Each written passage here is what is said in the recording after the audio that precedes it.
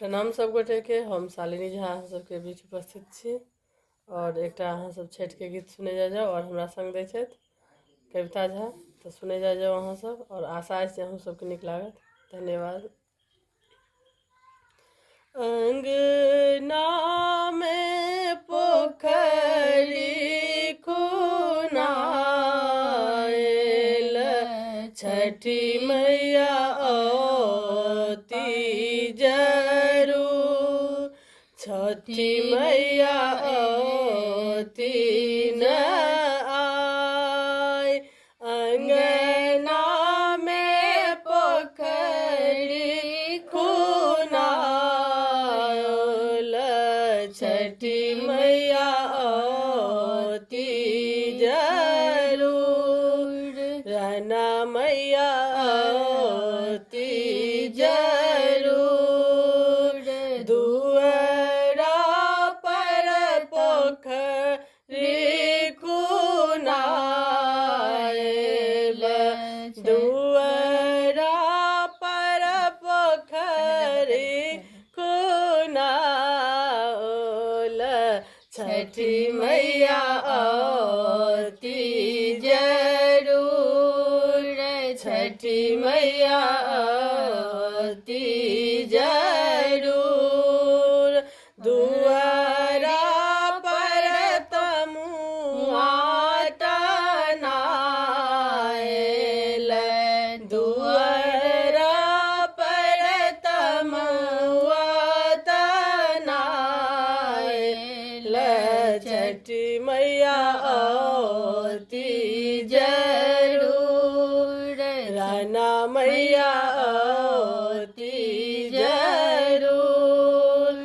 अचरा सा गलिया बाहर, अचरा सा गलिया बाहर, छठी मैया आती जरूर, राना मैया आती जरूर।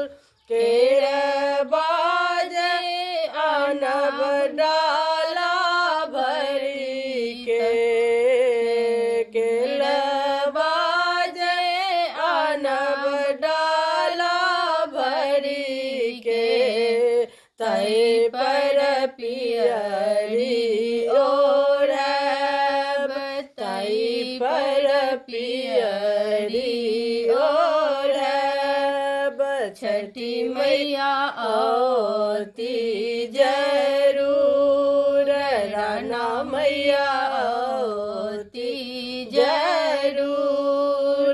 हथिया पर कलशा बैसाएब, हथिया पर कलशा बैसाएब, तै पर दिया जगमगाई, तै पर दिया जगमगाए, छठी मैया आती जरूर, राना मैया आती जरूर। अंगना में पोखरी खुनाएल, छठी मैया आती जरूर, राना मैया आती जरूर, छठी मैया आती जरूर। धन्यवाद।